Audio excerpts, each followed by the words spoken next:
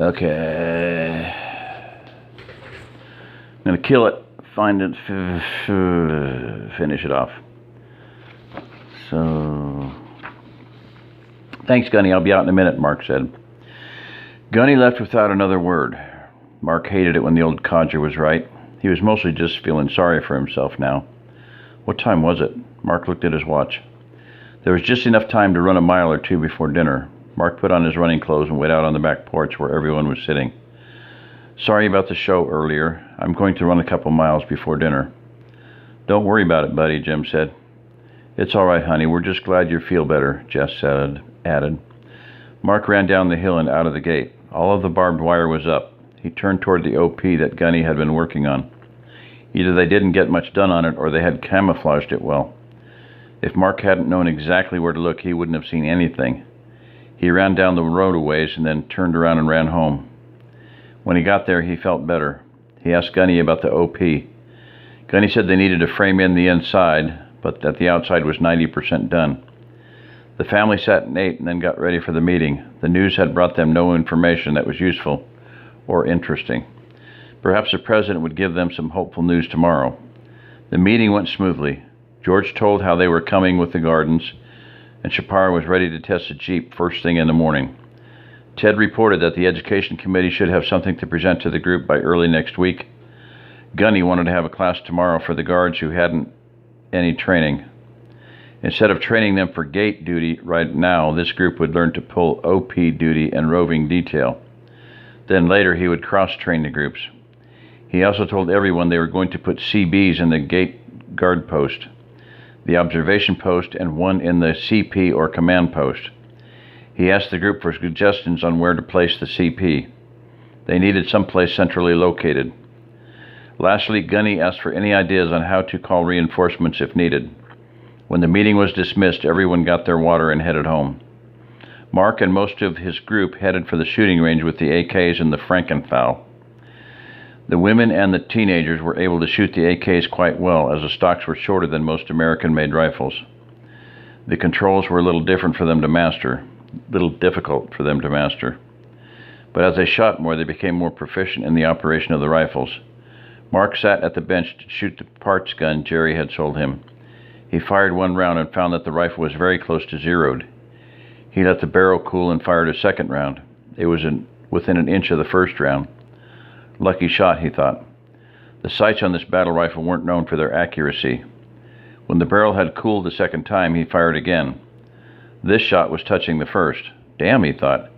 Jerry said the man had told him it shot well, but this is fantastic. He loaded 10 rounds into a magazine and fired them without letting the barrel cool. Now he could see why the guy had only said it shot pretty good. The first two shots were right in where the previous three had been. The third and fourth were just a little higher. From the fifth shot on, every shot was higher than the last. By the time he finished, 8, 9, and 10 were 3 inches high. The rifle walked its group up as the barrel heated up. He loaded 5 more rounds and shot them quickly. Good. Once it got 3 inches high, it stopped going higher. The rifle wasn't the steel he thought it was after the first 3 shots, but it was still a good deal, and he was happy he had bought it. George shot his new Glock, and he liked it. He said he'd never owned a plastic pistol before, but he could see now why people liked them. They shot well and were easy to operate. Jim reminded him the pistol was not plastic. The frame was made from a special polymer, and the rest of the pistol was steel. Mark smiled. Those Glock owners were always so sensitive to having their firearms called plastic. It was miserably hot. There was no hint of a breeze, and the humidity was stifling. This was the kind of weather that kept everyone from wanting to live in Texas. Mark tossed and turned all night. He wasn't sure how much of it was from the heat, how much from the guilt that had clobbered him today, and how much from worrying about the future. Probably, he decided when it was time to get up, equal parts of all three. Mark knew he'd be leading the physical training for the guards this morning, so he didn't worry about working out. George had told the women that he wanted to leave by 7:30. At 7:26, he, Jess, Lisa, and Abby headed to the store in Jim's truck. It was different to see the women loading up into the truck carrying rifles. However, Mark felt better about them being in town with them. It was a different world than it had been 3 weeks ago, and to ignore that fact could be deadly. Gunny began the guard training exactly at 8 o'clock. He talked to the guys about what was expected of them and how he wanted them to be in better physical condition. He told them if they had to run from one end of the subdivision to the other, they needed to be able to do it and fire a weapon with some degree of accuracy when they got there.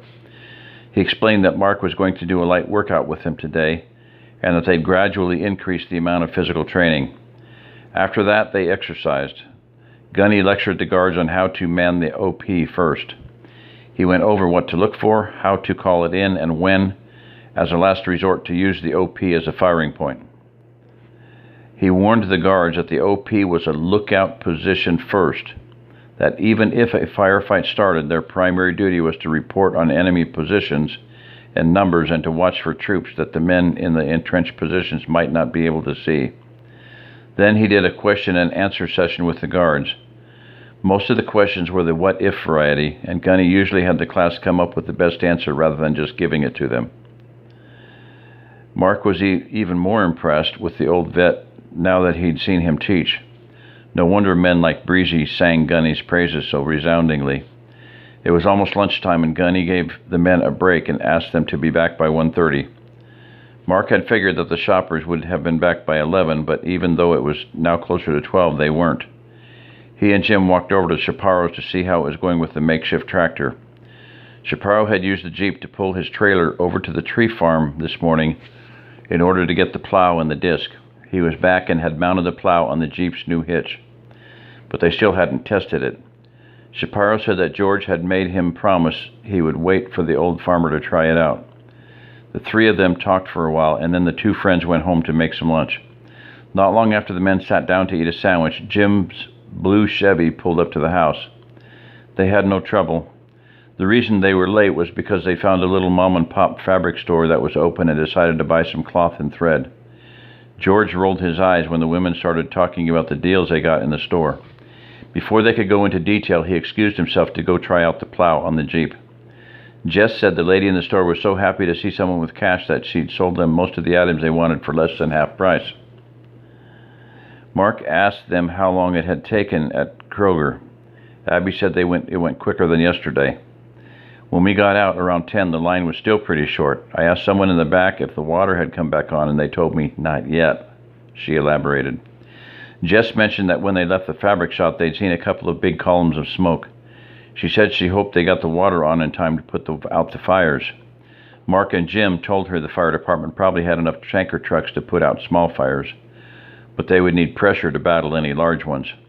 Mark was sure they could radio in and get the water turned on in a section of town if they had to. Mark had wanted to check on how they were doing with the Jeep, but it was time to head back to class. When Gunny had been lecturing for about 30 minutes, Manny came screeching up in his Suburban with Mark's, Gunny's, and the MZB's trucks in tow.